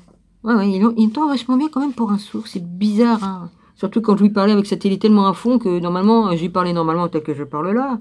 Là, il m'entendait. Donc s'il était vraiment sourd d'une oreille comme il m'a dit, il n'aurait pas pu m'entendre avec le bruit de la télé. Impossible. Déjà, moi, ça me gênait. J'arrivais même pas à comprendre ce qu'il me disait, moi. Alors, pour dire, hein, voilà. Un menteur reste un menteur. Hein. Ouais. Un autre inventaire affirme que le vase était en forfite vert et noir, en forme de bassin rond garni d'argent, au milieu duquel il y avait un crucifix d'argent doré. L'inscription grecque était sur le rebord d'argent avec 4 médaillons, dont 2 étaient perdus. Inventaire des églises. 28 juillet 1611. Cet inventaire ne précise rien de plus. Cet inventaire ne précise rien de plus. Le vase n'est pas désigné comme étant le Saint Calice, dit évidemment le Graal. Un quart de siècle après, on rappelle que Garnier de Trenel avait envoyé un fort beau vase de japs entouré d'un bord d'argent sur lequel il y a 4 vers grecs iambiques qui sont gravés en lettres majuscules antiques et qui ont en ce sens, autrefois, ce plat servait à notre Seigneur quand il mangea avec ses bien-aimés apôtres. Maintenant, il sert au saint particule, hostie de notre Seigneur, ce que témoigne ce don si artistiquement orné. Des guerrois, sainteté chrétienne, 1637. D'autres inventaires et descriptions ont suivi dans le même sens. En 1709, les bénédictins Martin et Durand vinrent à Troyes. Ils examinèrent la relique, mais réservant leur jugement. Pour eux, il s'agit d'un simple vase. Dont on prétend que notre Seigneur se servit à la Seine lorsqu'il lava les pieds à ses disciples, dans le fond duquel on voit un bon smaragde de... Bon, S-M-A-R-A-G, smaragde, D-E, plus loin, virgule. Et autour, on lit 4 vers grecs qui prouvent son antiquité. Martin et Durand, Voyage littéraire 1709. Certes, il est probable que plusieurs vases, mais précieux par l'usage qu'on avait fait le Christ, furent soigneusement conservés par les apôtres. On les proche ou les proches de celui-ci. On ne voit pas comment il aurait pu être de grande valeur monétaire vu la circonstance, mais il n'est pas fait mention de ces objets avant le 7e siècle. Le premier rapporteur qui parle d'un de ces vases est un moine obscur, l'abbé irlandais Adomnan. Avec deux M, non, Adomnan. Nan. A-D-O-M-N-A-N. Ou Adaman. Oui, oh. Adamnan. Oui, c'est ça. Dans un livre de Locis Sanctis, dans lequel il raconte un voyage en Terre Sainte de l'évêque gaulois Arculf, encore plus obscur que lui. Mais ne serait-ce pas ce récit de ces descriptions que détenaient les bénédictins champenois au XIIe siècle. Adomnan. Non. Oh, mon petit. Nous Adom-nan. Voilà, ou Nan.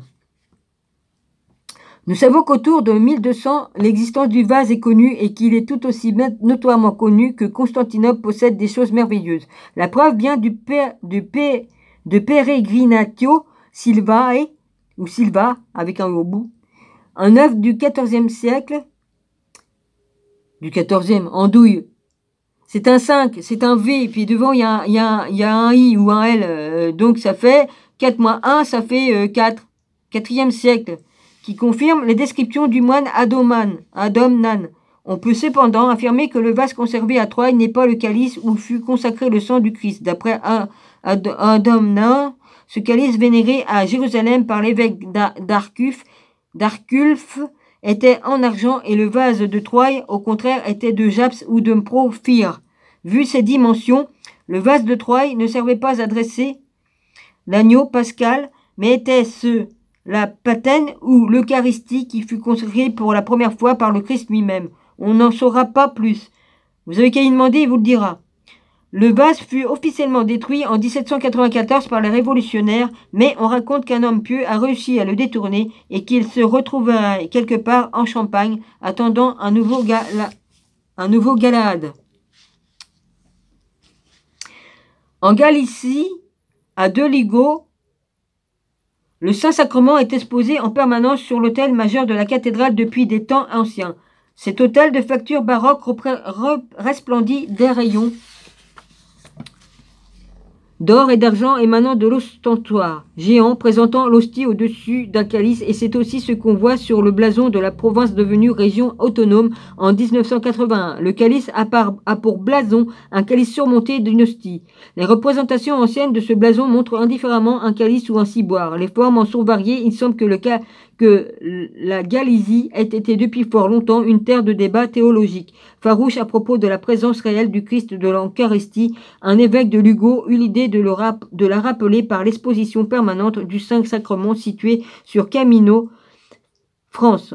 Route de pèlerin, Lugo était une étape importante et le blason rappelle que le Saint Graal serait caché en Galicie. Perceval, le Gallois, que certains appellent Perceval le Galicien, l'y aurait apporté.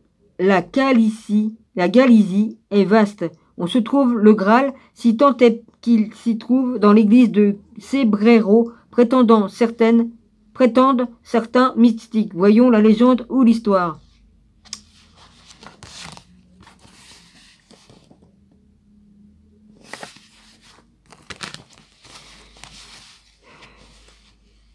Un jour d'hiver, le curé de Cebrero disait sa messe dans une église déserte. C'est alors qu'un paysan arriva, contrairement à beaucoup de paroissiens. Il avait été... Putain, faut arrêter là.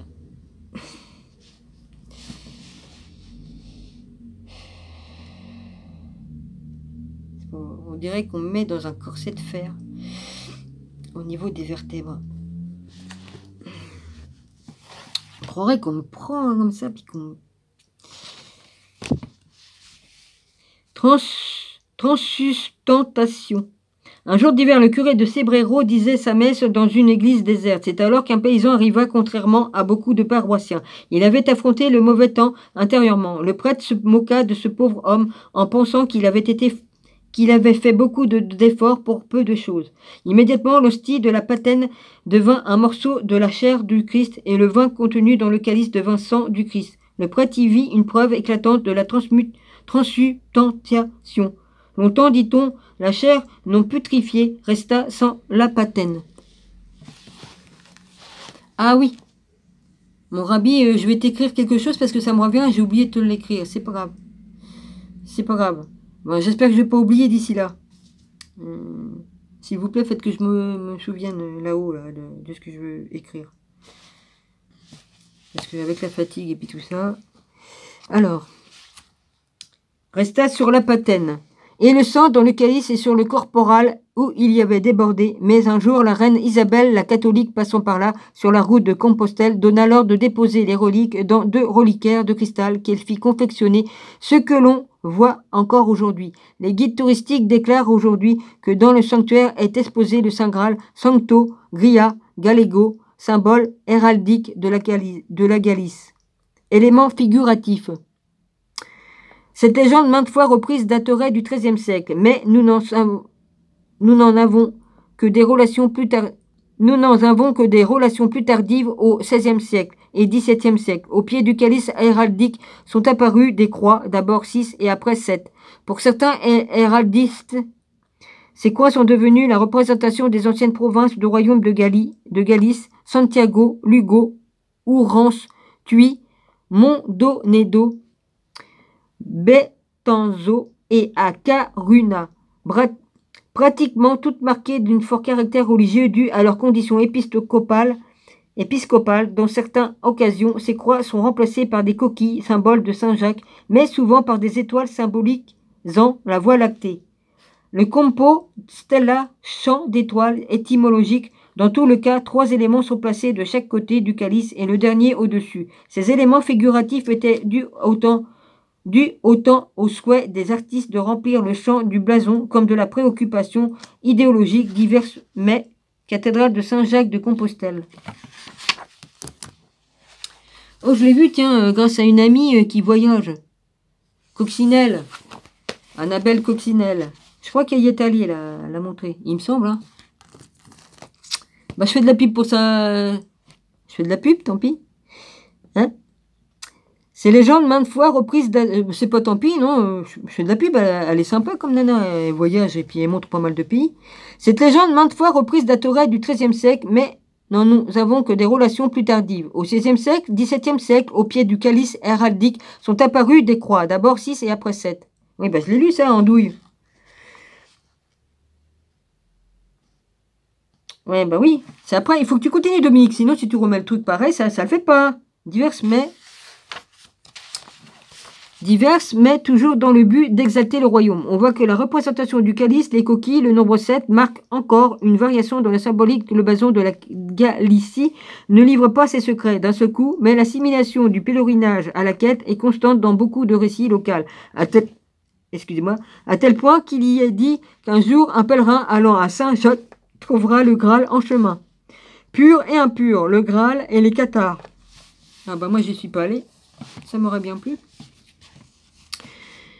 Le monde cathare nous est à la fois connu et inconnu. De nombreuses affirmations légères ont faussé la vérité historique, des absurdités ont embrouillé la signification mystique de leur quête. Cependant, il faut considérer que la thématique du Graal est apparentée à ce mouvement capital. Les cathares peuvent être considérés comme des intégristes.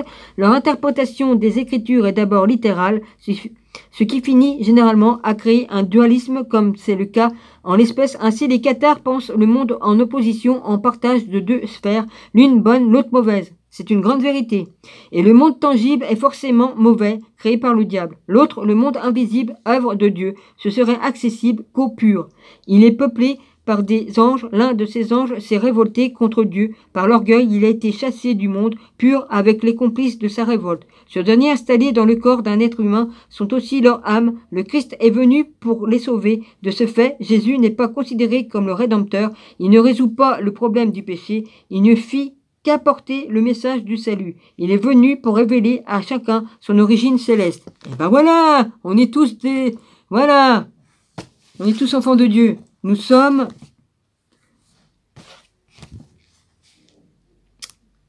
Nous sommes souverains, nous sommes... oui, enfin, nous sommes le peuple souverain, ça c'est vrai. Hein, on fait partie de la famille de Jésus. Hein. Croix occitane, croix cathare. Ah oui, la croix cathare.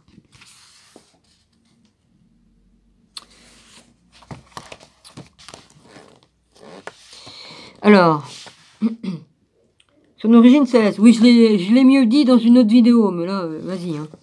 Alors, et pour aider les humains à retourner au ciel, il n'est pas mort sur la croix, car son corps charnel ne fut qu'une apparence. Les adeptes de ce mouvement se nommaient eux-mêmes bons hommes, bonnes femmes ou bons chrétiens, mais étaient appelés parfaits par l'Inquisition, qui désignait ainsi les parfaits hérétiques, c'est-à-dire ceux qui avaient reçu la consolamentum, c'est-à-dire l'imposition des mains, et faisait la prédication par opposition aux simples fidèles hérétiques. On voit qu'il y a dans cette idéologie de nombreux éléments symboliques qui peuvent s'apparenter à l'univers du Graal. Un célèbre chercheur allemand a précisé cette relation privilégiée. Notons que l'appellation albigeois appliquée au Qatar vient du nom de la région où ils furent le plus nombreux. Au temps où les murailles de Montségur étaient debout, les purs y conservaient le Saint Graal. Le château était en danger. Les armées de Lucifer assiégèrent ses murs. Elles voulaient avoir le château de Montségur, bastion de la résistance cathare.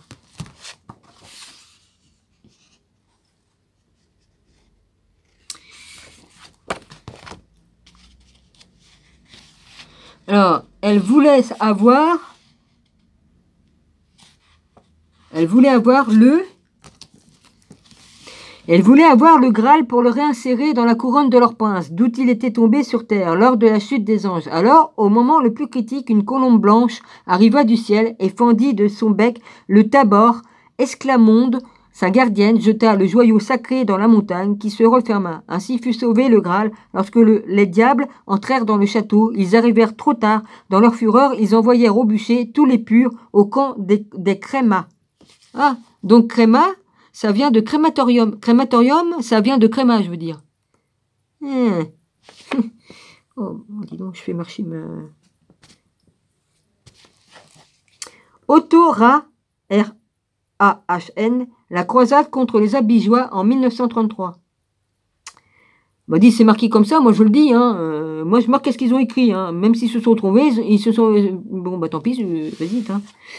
On ne peut nier l'imprégnation gnostique de cette conception. Les symboliques de la pierre ici, en une émeraude rejoint l'idée primordiale de celle qui tomba du ciel, comme chez Wolfram von Eschenbach ou dans la légende du Saint-Loup, mais aussi comme dans la geste de Gilgamesh, qui est aussi une clé de ce mystère autant que la pierre islamique. Gilgamesh était un géant.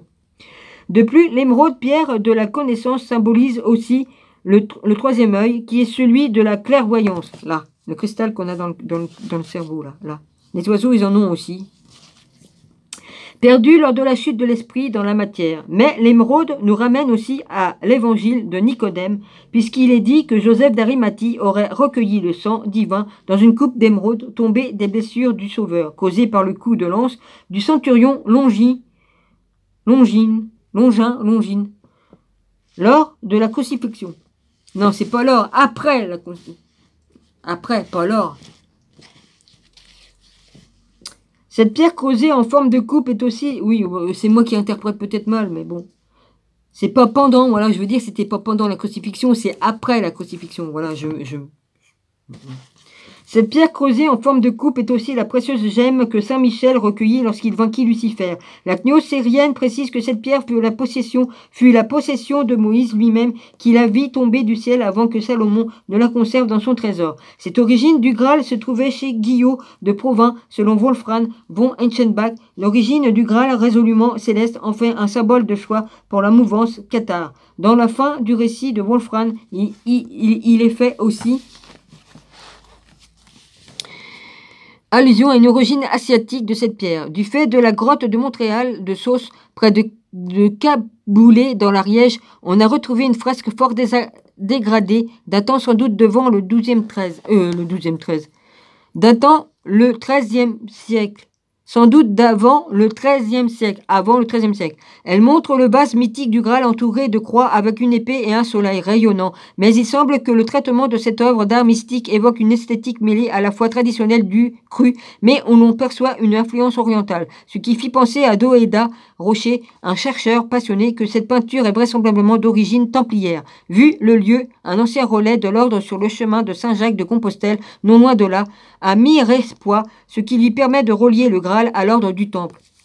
À Jérusalem, il y en a des croix des Templiers gravées dans la pierre. Ça prouve bien qu'ils y sont allés là où c'est qu'il y avait les écuries de Salomon. Les vestiges du passé que nous avons retrouvés nous permettent de voir dans la région du Sa, à Montségur et Montréal de Sauce, des centres de la révélation nouvelle du Graal que nous désignerons dès lors comme celle du Graal périnéen. Déodat Rocher, études monichéennes et Qatar, 1952. En même temps, les Templiers, malgré de nombreuses accusations, demeurèrent chrétiens. Les graffitis des prisonniers en font foi, mais peut-être qu'ils n'ont pas tout dit de leur mystique, leur goût pour l'évangile de Nicodème, mais aussi pour l'évangile de Thomas, peut constituer le signe d'un christianisme ésotérique, latent sous le christianisme normal, qu'ils manifestèrent jusqu'à la fin. Thomas, le jumeau. Thomas, le jumeau Didyme, s'appelait aussi Judas.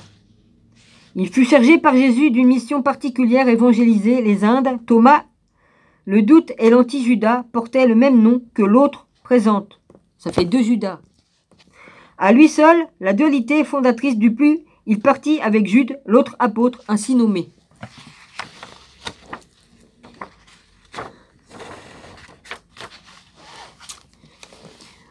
Et tandis que cela se passait, Thomas restait à Jérusalem où il reçut par une inspiration divine l'ordre d'aller dans l'Inde afin de montrer la lumière de la vérité à un peuple qui gisait dans les ténèbres. Thomas partit avec un envoyé du roi de Gandafricus, souverain de l'Inde, qui désirait connaître la doctrine chrétienne, et ses 2 frères Jude et Thaddée. T-A-D-D-E. Abdias de Babylone, Historia Constantininis Apostolici. Abdia écrivit durant la 2e moitié du VIe siècle. Il semble qu'il fut l'un des 72 envoyés de Jésus, mais son texte fut ensuite utilisé pour enseigner la doctrine chrétienne en France.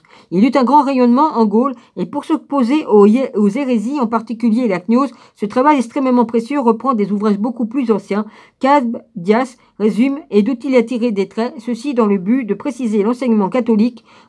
Aussi, on ne peut le soupçonner d'attirance pour la gnose qu'il cite. Son témoignage en est d'autant plus précieux. Ainsi nous montre-t-il l'apôtre accomplissant des miracles longeant la côte de Malabar jusqu'au sud de l'Inde. Là, il s'embarqua pour Ceylan, Taprobane à l'époque.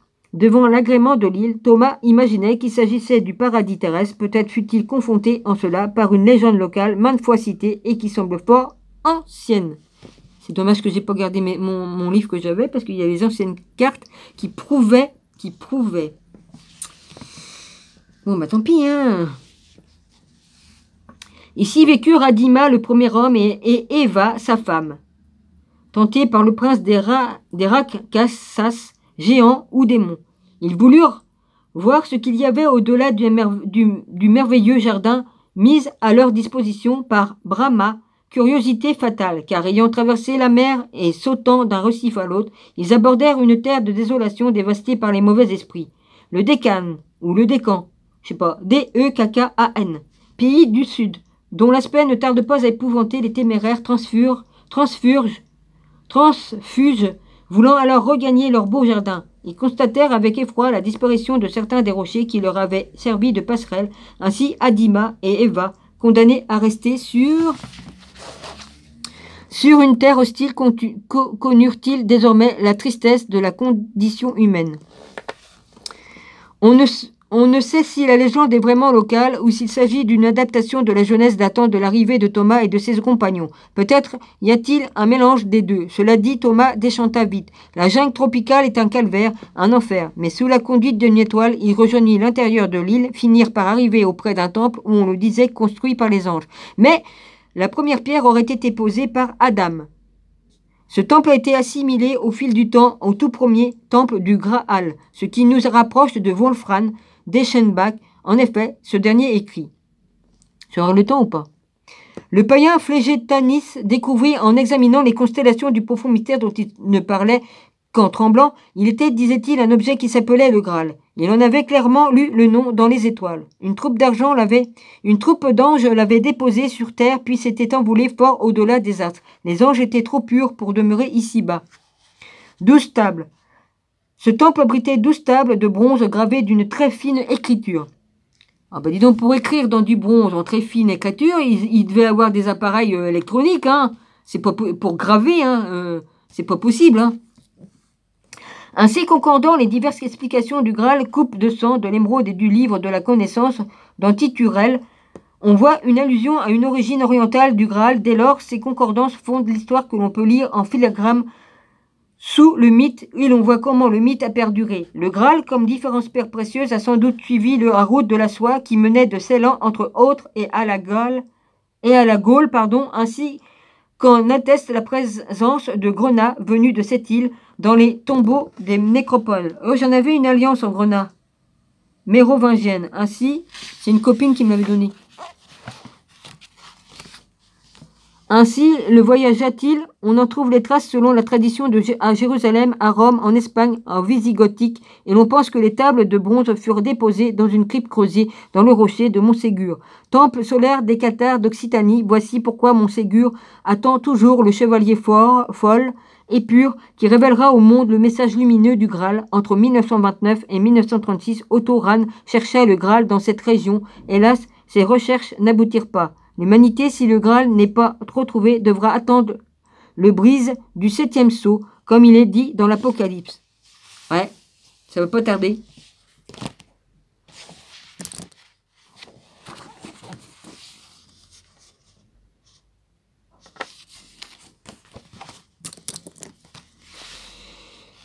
Alors, Pyrénées.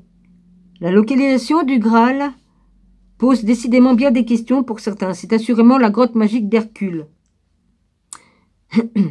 De Lombrive, qui le cache? Ce qui nous ramène à la légende d'Hercule. Bah oui, c'est pas une légende, il a vraiment existé, Hercule. Et à celle de Pyrène, qui donna son nom aux Pyrénées. C'est dans cette grotte, dit-on, que l'évêque cathare Amiel Ercard reçut l'ordre de veiller sur le